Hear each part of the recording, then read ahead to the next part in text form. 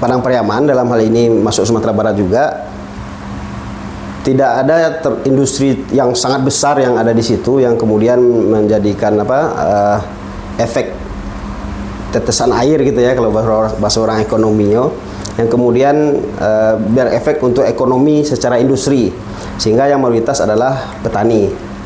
Sawahnya dan lahan pertanian itu sudah ditimbun dengan masifnya perumahan. Ya. Artinya secara jumlah lahan pertanian produktif otomatis akan berkurang. Para petani-petani lebih memilih mungkin untuk menjual lahannya, sehingga otomatis hasil produksinya juga otomatis berkurang. Ini mungkin menjadi sebab dalam skala jangka panjangnya akan terjadi penurunan jumlah hasil pertanian di Padang Pariaman. Kemarin ketika Pileg, saya diamanahkan sebagai wakil koordinator Dapil Sumbar 2, artinya mengelola para caleg-caleg yang ada bersama Ustadz Boy Haji Kurniawan. Kemudian di pemenangan Amin kemarin juga diamanahkan sebagai wakil kapten dari Bang Rahmat Saleh Ustadz Rahmat Saleh. Artinya proses ini sudah kita jalani, sudah biasa ya berpolitik. Cuman sekarang ketika nama kita yang diusung, prinsipnya kita ini bekerja lillahi ta'ala, dakwah ya, karena kita diajarkan oleh pemimpin-pemimpin kita di PKS, perjuangan politik ini sebagai media kita untuk memperluas ladang amal. Jadi ini adalah peluang terbuka untuk melayani masyarakat. Jadi kita jalani insya Allah. Top 100 channel emang tukang otak paten. Assalamualaikum warahmatullahi wabarakatuh. Waalaikumsalam warahmatullahi wabarakatuh. Top 100 channel kembali hadir menemui pemirsa sedunia. Sebuah podcast yang terinspirasi dari debat-debat hebat di WhatsApp grup Top 100. Siang ini menghadirkan seorang tamu yang sebenarnya banyak orang di luaran mungkin baru kenal sama beliau, tapi bagi saya ini sudah lama dan sudah berkulintin-pintin dalam pergerakan Pilpres kemarin. Beliau adalah Aldino Desra. Assalamualaikum warahmatullahi wabarakatuh. Orang Kampung Ambo, orang Piaman, juga seorang kader dari partai besar dan tidak kader saja, juga mungkin sudah elit di kepengurusan partai tersebut, yaitu Partai Keadilan Sejahtera. Hari ini kita bicara tentang sebuah daerah, sebuah kabupaten yang termasuk legend di Sumatera Barat, yaitu Kabupaten Padang Pariaman. Kabupaten Padang Pariaman tahun ini juga masuk dalam skenario peta besar Pilkada Serentak Nasional yang akan digelar 22 November 2024. Terlepas dari itu, saya bersama Aldino yang putra Lubuk Aluang, putra asli Lubuk Aluang, Bagala Sultan Aldino Desra, jebolan FMIPA Universitas Andalas. Farmasi. Ya, jebolan farmasi Universitas Andalas. Beliau kami hadirkan di sini dalam rangka menggambarkan serap apa dari kacamata Aldino sebagai tokoh muda, anak muda. Padang Pariaman kekinian itu gimana? Selamat datang dulu. Ya, selamat datang. Tuh di channel Top 100 channel. Alhamdulillah, sebuah kehormatan bisa Baswo. Ya. Dia boleh sama Inang. Boleh lah, campur-campur boleh Ustaz. Sopiaman boleh mah. Sopiaman boleh ya. Alhamdulillah. Aku lama dikenal dengan Bang Toai. Ya. Alhamdulillah. Seketik perkenalan, boleh Bang ya? Ya, silakan Aldino Desra. Itu nama pendek. Kalau nama panjang, alhamdulillah dia nongol dengan selamat sejahtera. Jadi alhamdulillah dia nongol dengan selamat sejahtera. Itu pandai-pandai Sultan aja itu. Itu nenek. Nenek saya yang memberikan nama tersebut. Jadi waktu itu tahun 84 saya lahir. Dari 7 orang yang waktu itu di M Jamil dioperasi, informasinya 5 wafat. Innalillah. Itu kan operasi belum apa sekarang ya. Jadi 2 orang hidup, saya masuk inkubator. Jadi ketika masuk inkubator, nenek bertanya kepada mama yang waktu itu sedang koas, apakah masih hidup? Jawabannya alhamdulillah hidup. Makanya namanya alhamdulillah dia nongol dengan selamat sejahtera. Aldino Desra. Mantap. Jadi ambo sejak lahir lah do sejahteranya. Tidak bisa lah PDPS. Jadi sekarang jadi ketua kepemudaan di DPW PKS Sumatera Barat. Dengan ketua umumnya Maildi Ansarullah. Allah. Dulu ketua kepemudaan ini Rahmat Saleh. Rahmat Saleh. Sekarang calon DPR RI tinggal dilantik. Alhamdulillah. Jadi ambo asli Lubuk Luang. Ayah di Lubuk Luang, lalu kemudian kampung Bananyo yang dua gae di Pilubang, Sungai Limau. Karena yang namanya Lubuk Luang kan mayoritas pendatang di situ. Nanjale Piaman. Daerah utara, Pilubang, Sungai Limau, ambo sekolah di SMP 1 Lubuk Luang. Lalu kemudian SMA 1 Lubuk Luang, lalu kuliah di Farmasi Yunan, S1 di Farmasi Yunan, S2 di Farmasi Yunan. Jadi mengenai Pariaman tadi, ambo pernah jadi apa? Ketua Forum Mahasiswa Pemuda Piaman Raya tahun 2006. Iya. Jadi tadi terkait dengan Padang Pariaman terkini. Pariaman kini kok modelnya di Sultan. Lailah menunjukkan kesejahteraan. Ada laut, ada sungai, ada lahan pertanian yang luasnya luar biasa. Ada bandara internasional di sana. Masya Allah. Nah, kok Pariamannya masih terseo-seo? Menurut saya ini, menurut orang Pariaman atau saya? Iya betul. Jadi kalau cerita tentang Padang Pariaman tentu banyak faktor, banyak aspek di situ. Dan memang di Sumatera Barat yang paling pas itu seperti saya kutip pernyataan dari Prof. Irwan ya. Jadi untuk industri di Padang Pariaman di Sumatera Barat secara khusus itu memang agak kesulitan dibuat, apalagi industri yang besar yang membutuhkan lahan yang besar. Pertama alasannya karena tanah itu sendiri. Kemudian kalau kata Pak Irwan itu kan karakter orang Sumatera Barat ini beliau lebih mau untuk menjadi kapalo dibandingkan menjadi ekor. Nah, sedangkan di Padang Pariaman dalam hal ini masuk Sumatera Barat juga tidak ada industri yang sangat besar yang ada di situ yang kemudian menjadikan efek tetesan air gitu ya kalau bahasa orang ekonominya, yang kemudian berefek untuk ekonomi secara industri, sehingga yang mayoritas adalah petani. Tapi ada yang menarik di Padang Pariaman ini kan daerah yang satu-satunya alternatif pengembangan Kota Padang. Yes. Sehingga kemudian daerah Batanganai, daerah bagian ke situ semuanya berlomba-lombalah perumahan muncul. Dan itu di daerah pertanian yang produktif, di mana irigasinya bagus. Irigasi air yang sudah dibangun sejak zaman Pak Harto dulu, sekarang sudah sawah-sawahnya dan lahan pertanian itu sudah ditimbun dengan masifnya perumahan. Artinya secara jumlah lahan pertanian produktif otomatis akan berkurang. Para petani-petani lebih memilih mungkin untuk menjual lahannya, sehingga otomatis hasil produksinya juga otomatis berkurang. Ini mungkin menjadi sebab dalam skala jangka panjangnya akan terjadi penurunan jumlah hasil pertanian di Padang Pariaman.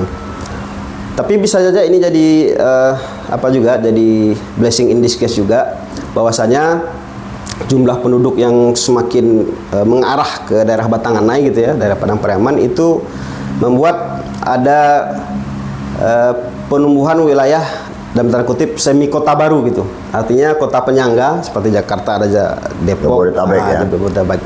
Sehingga Padang Pariaman ini memang satu-satunya, nggak ada alternatif lain.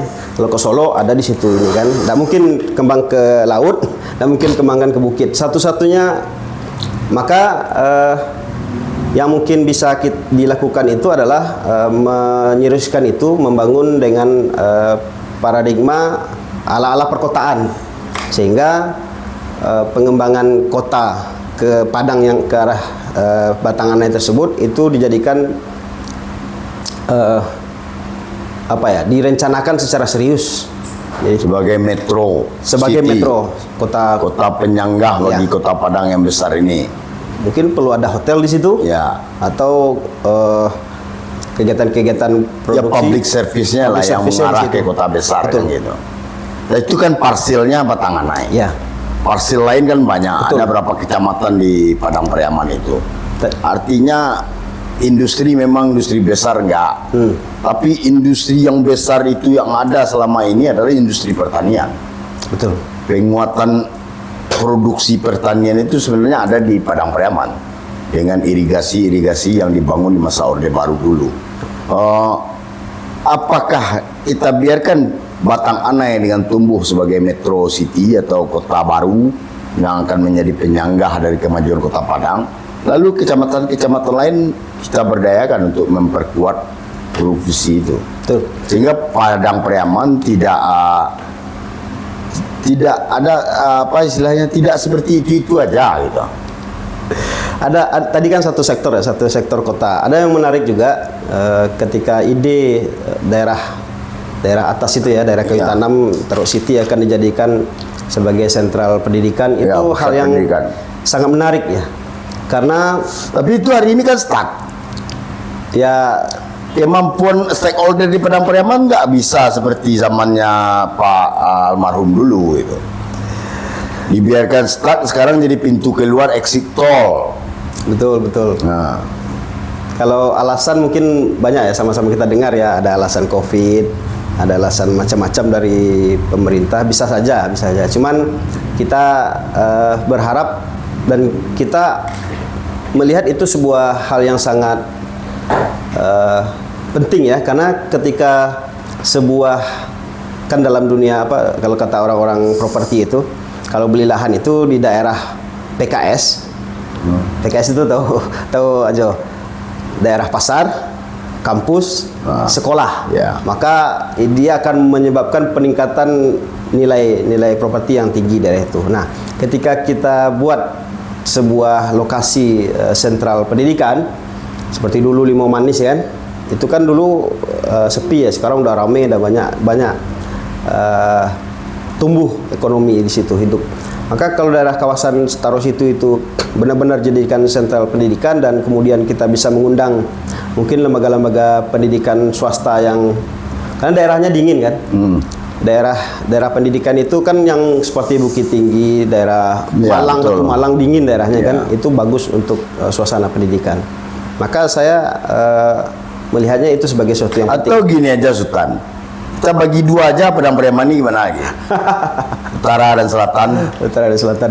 Isu itu berkembang ya. atau Barat Timur. Isu itu berkembang. Isu itu ada, dan sebagai aspirasi. Karena kalau satu pemimpin mengurus luas daerah sebanyak itu, apalagi kurena perilaku orang Payaman itu sulit saya rasa. Sehingga itu startnya Pariaman ya seperti inilah. PAD-nya semakin minim, potensi PAD pun digali susah. Menurut Ustadz bagaimana? Apa solusinya supaya Pariaman itu derak maju pembangunannya seperti daerah-daerah lain di Indonesia? Dia kabupaten legend loh. Dia Padang Pariaman itu luar biasa sumbangsihnya sebenarnya untuk Sumatera Barat. Kalau dalam konteks pembangunan sebuah daerah, saya rasa konteksnya sama, intinya sama, bahwasanya ketika uang yang beredar di sebuah daerah tersebut tidak keluar, lalu kemudian uang yang dari luar, apakah dalam bentuk investasi, apakah dalam bentuk, kalau Indonesia misalnya ya, devisa masuk, itu lebih besar dibandingkan dengan perputaran itu, maka dia akan muncul sumber ekonomi baru. Umpamanya masuk itu kan selama alhamdulillah banyak dari rantau kan, rantau ngirim pulang. Kita berharap dengan nanti kita bangun jaringan dengan para perantau, karena perantau Pariaman ini banyak yang hebat-hebat. Dan kita ketahui juga ada di internasional juga, di luar juga jaringan ini.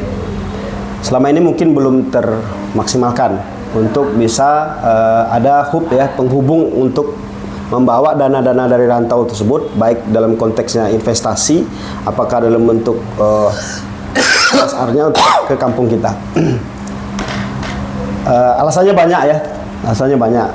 Karena mungkin kemarin katanya kan COVID bla bla bla. Lalu kemudian bisa saja tidak ada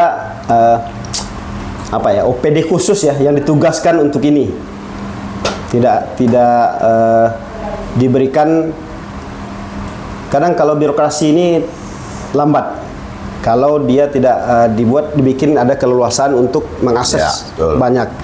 Nah, mungkin di tahapan ini ada banyak hal yang sudah dilakukan oleh pemerintah juga, memang belum maksimal saja. Siap, Jo. Sultan Aldino Desra. Siap. Tokoh muda Padang Pariaman, tokoh muda Sumatera Barat. Saya langsung saja nih, Ya, Sultan. boleh. Saya mendapat kabar angin dan info sekilas ini.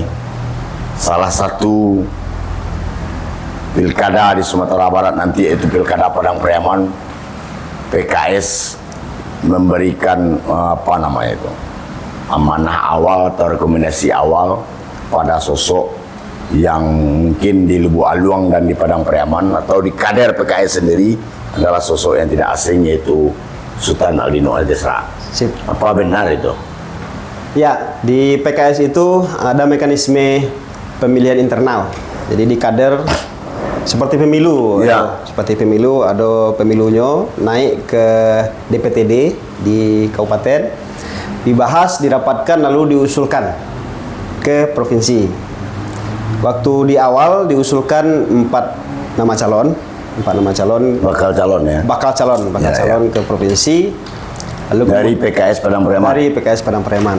Lalu kemudian berproses sampai kemudian dirapatkan di DPTB. Lalu keluarlah rekomendasi.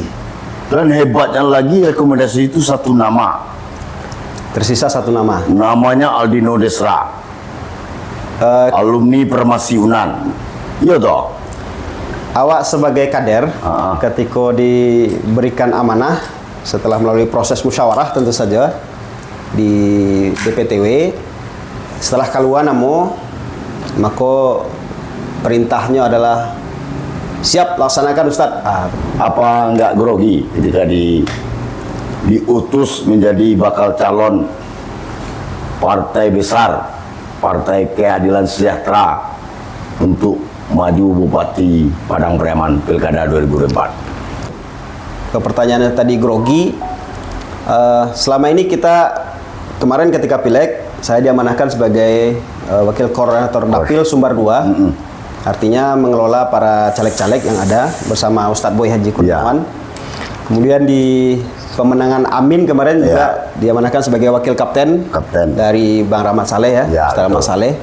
Artinya proses ini sudah kita jalani, sudah biasa ya berpolitik. Cuman sekarang ketika nama kita yang diusung, prinsipnya kita ini bekerja lillahi ta'ala, dakwah ya, karena kita diajarkan oleh pemimpin-pemimpin kita di PKS, perjuangan politik ini sebagai media kita untuk memperluas ladang amal.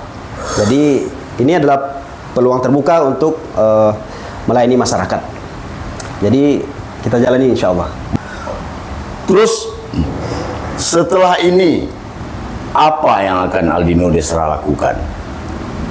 Saya yakin lawan-lawan Aldino Desra, kompetitor untuk menjadi calon kepala daerah Padang Pariaman itu semuanya sosok-sosok yang bohai itu. Betul. Kita memandang ini kompetisi ya. Jadi kompetisi ini ada lawan tanding, tapi bukan musuh. Jadi semua itu bagian dari dinamika. Artinya kita menjalin komunikasi dengan seluruh partai politik yang ada, termasuk calon-calon yang ada. Insya Allah kita sudah komunikasi beberapa calon.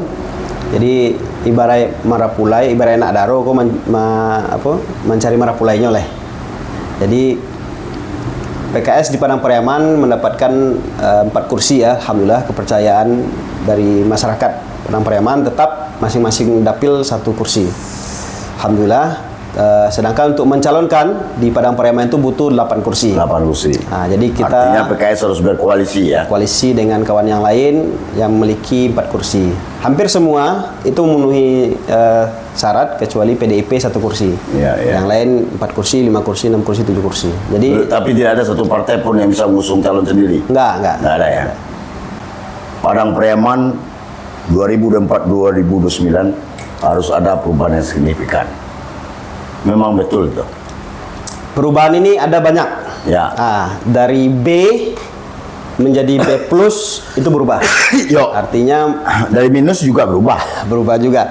Dari B menjadi B plus artinya ada program selama ini sudah bagus, kita tingkatkan kualitasnya tanpa perlu mengganti program itu. Ada juga B menjadi A, artinya mengganti program itu. Bisa juga dengan menambah program yang ada. B jadi A ini Aldino, nah. Kita mengapresiasi apa yang sudah dilakukan oleh pimpinan-pimpinan sebelumnya. Itu kerja keras juga, dan memang jadi pimpinan di sebuah daerah yang besar seperti Padang Pariaman ini tidak mudah. Kita mengapresiasi semuanya. Perubahan ini tidak harus selalu mengganti, tapi menambah juga berubah. Dari B jadi B plus. Jadi kurang jadi lebih. Tapi kalau memang seharusnya diganti ya, jika rakyat menghendaki ya itu kita lakukan.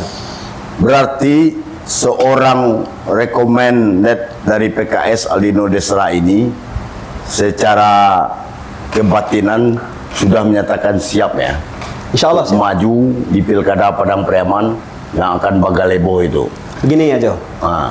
kita kan kader sebuah partai politik. Ya, tidak ada disersi di PKS kan? Tidak ada. Jadi ketika sudah diamanahi untuk Maju. masuk ke gelanggang, maka semua risiko yang di depan itu sudah dikalkulasi. Tentu saja ini akan disupport oleh seluruh struktur yang ada. Ya, artinya Ajo sebagai anak muda Piaman ketika masuk gelanggang siap menang berdarah, siap kalah berdarah. Yes. Iyalah. Ya. Tapi sebagai seorang kader, Ya. jangankan pilkada Padang Pariaman, kalau diperintahkan yang lebih besar dibanding Pilkada DKI, lebih besar dibanding itu, bahkan Aldino, kamu pergi ke Papua, maju jadi bupati di pegunungan sana. Jawabannya tidak ada. Jawabannya hanya satu. Siap, Ustaz. oh, siap Ustaz. Dilaksanakan. Begitu. Dengan segala resiko, dengan segala perjuangan, dengan segala resources yang ada, kita maju. Apa yang menjadi indikator ketika menyatakan siap Ustaz itu? Gini, di PKS itu kita tidak menghasilkan Superman. Kita berbasis super team. Sadar. Jadi ketika sebuah keputusan sudah dihasilkan melalui musyawarah, maka tim yang ada dalam hal ini PKS juga Harus mau tak mau dan harus menyukseskan. dan alhamdulillah kita sebelumnya kan juga sebelum jadi ketua kepemudaan Ya. DPW PKS Sumbar, saya juga pernah jadi bendahara PKS Padang Pariaman, sebelumnya sebagai ketua kepemudaan PKS di Padang Pariaman, sebelumnya juga pernah jadi ketua saksi dan seterusnya ya. Artinya kita mulai ini dari bawah. Kawan-kawan alhamdulillah responnya baik, support.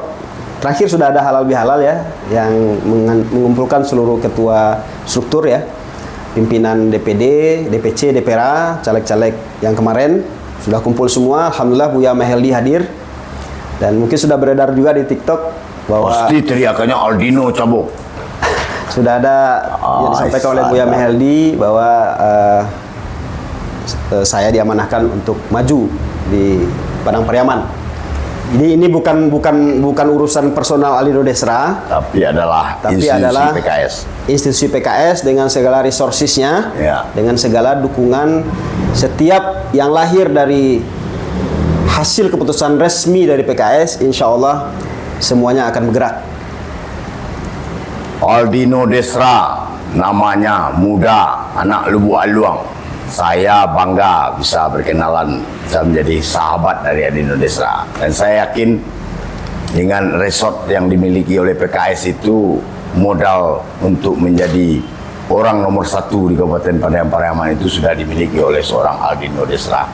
Apalagi semua orang tahu, semua pemerhati elektoral pun tahu, kalau PKS itu masuk, maka seluruh mesin partainya akan bergerak dan bekerja.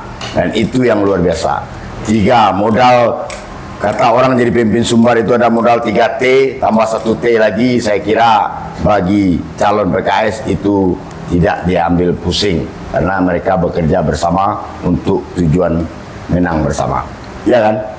Oke Bung Aldino, saya kira selamat atas amanah yang diberikan oleh PKS Sumatera Barat kepada Sultan Aldino Desra, dan kita berharap Aldino Desra ini bisa menjadi pemecah kebuntuan pola kepemimpinan di Padang Pariaman ke depan dan menjadikan Kabupaten Padang Pariaman sebagai kota kabupaten hebat di seluruh Indonesia, karena semuanya sudah punya potensi. Padang Pariaman itu adalah potensinya Indonesia sebenarnya, dan tidak bisa diurus dengan pola-pola lokal, tapi harus mempunyai jejaring yang luar biasa di tingkat nasionalnya.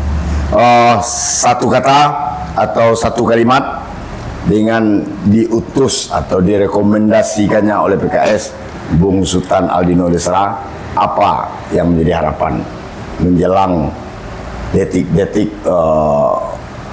penetapan atau pendaftaran balon jadi calon?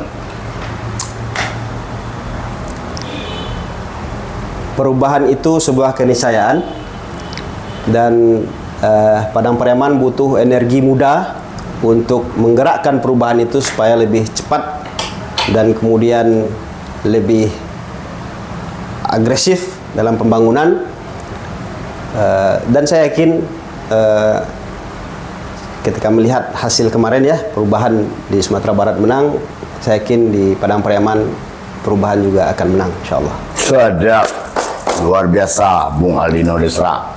Saya yakin perubahan itu akan terjadi di Padang Pariaman. Nah, itu kata kuncinya di Pilkada 2024. Dan saya selaku host juga meyakini bahwa percepatan kemajuan Padang Pariaman adalah kuncinya di pemimpin yang akan dipilih pemilih di Padang Pariaman 2024, yaitu 27 November 2024. Dengan berakhirnya podcast dengan sosok muda anak Lubuk Haluang ini, kita tutup Top 100 Channel dengan Assalamualaikum warahmatullahi wabarakatuh. Waalaikumsalam warahmatullahi wabarakatuh.